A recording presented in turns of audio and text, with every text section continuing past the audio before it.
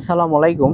আমি শুভকামনা আছি। বরাবরের মতো এই ভিডিওতে আজ কথা বলবো সৌদি আরবে এসে কিভাবে সহজে একটা ড্রাইভিং লাইসেন্স করবেন। এটা ড্রাইভিং লাইসেন্স করতে কি কি লাগে। আমার হাতে দুইটা কার্ড দেখতে পাইতেছেন।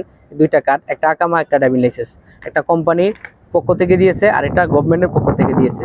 আপনারা যদি একটু খেয়াল করে দেখেন, এটা একটা আকামা আর এটা হলো একটা ড্রাইভিং লাইসেন্স। এটা বোঝার চিহ্ন হলো এখানে ট্রাফিকের একটা চিহ্ন রয়েছে, এটা মার্ক রয়েছে, আর এটা এখানে লেখা রয়েছে। শুধু দেখতে সেম সেম একই রকম হলেও দুইটাতে পার্থক্য রয়েছে। আকামা ছাড়া লাইসেন্স হবে না, লাইসেন্স ছাড়া আকামা হবে না। আপনার আকামাতে যদি উল্লেখ করা থাকে যে আপনি হেভি ড্রাইভার কিংবা মিডিয়াম ড্রাইভার, আপনি যেই ক্যাটাগরির লেখা থাকবে আপনি সেই ক্যাটাগরির লাইসেন্সই করতে পারবেন। তবে হ্যাঁ, এখানে একটা সুযোগ রয়েছে আপনার জন্য। চান কপাল, আপনি যদি বাংলাদেশে একটা বৈধ হেভি ড্রাইভিং লাইসেন্স থাকে, বাংলাদেশে একটা হেভি লাইসেন্স থাকলে আপনি এটা যদি শো করাতে পারেন, গভর্নমেন্ট থেকে দেখাইতে পারেন, তাহলে আপনাকে 5 দিনের ট্রেনিংয়ের ব্যবস্থা করে দিবে। 5 দিন ট্রেনিং করার পর আপনি সহজে ড্রাইভিং লাইসেন্স পেয়ে যাবেন। এর মধ্যে করণীয় থাকবে আপনার কম্পিউটার পরীক্ষা পাস করতে হবে, তারপরে আপনাকে পাস করতে হবে গাড়ি ট্রেনিং। গাড়ির বিষয়ে টুটকিনাটকি সব বিষয় আপনাকে জানতে হবে। সবার আগে জানতে হবে আপনাকে পার্কিং করা।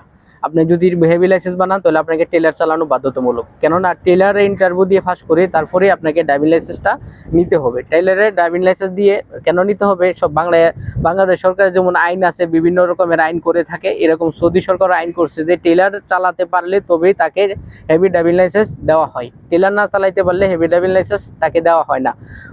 অন্য পথ বাদ দিলাম, 3 নাম্বার 2 নাম্বার রাস্তাগুলোতে আমরা নাই গেলাম। 1 নাম্বার রাস্তায় কথা বলতেছি সৎভাবে কিভাবে ড্রাইভিং লাইসেন্স নেবেন। হ্যাঁ, যদি আপনার ধরেন আপনার বাংলাদেশে একটা ড্রাইভিং লাইসেন্স আছে, তাহলে এটা শো করালে 550 টাকা 550 টাকা দিয়ে আপনি আবেদন করতে পারবেন একটা লাইসেন্স পাওয়ার জন্য।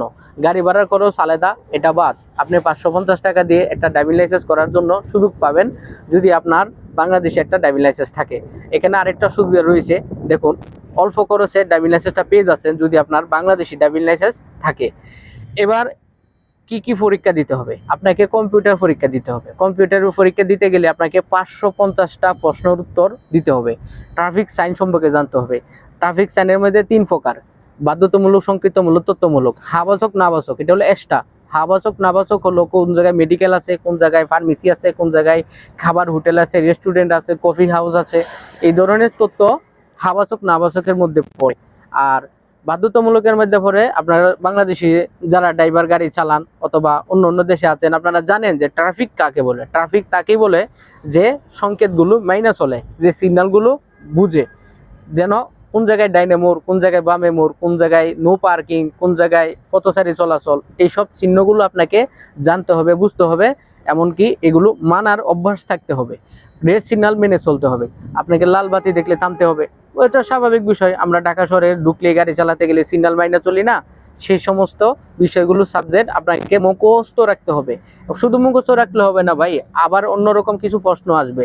শুধু যদি সহজ সহজ প্রশ্নগুলো আপনাকে দিয়ে দেয় আর যেভাবে ট্রাফিক চিহ্নগুলো আছে সেভাবে দিয়ে দেয়, তাহলে তো আপনি ফাঁস হয়ে গেলেন। তাহলে পরীক্ষা কিভাবে হলো ভাই? এতটা সহজ না, আবার এতটা কঠিনও না। যদি আপনি পারেন, যদি পারেন খুবই সহজ, আর যদি না পারেন তাহলে অত্যন্ত কঠিন, অত্যন্ত কঠিন। যদি না পারেন, জানলে অনেক কিছু, না জানলে মহা বড় কিছু, এই লো অবস্থা। তো ড্রাইভিং লাইসেন্স পাওয়ার জন্য আমরা জানলাম ট্রাফিক সম্পর্কে জানতে হবে আর ভালো মতো গাড়ি চালাতে জানতে হবে।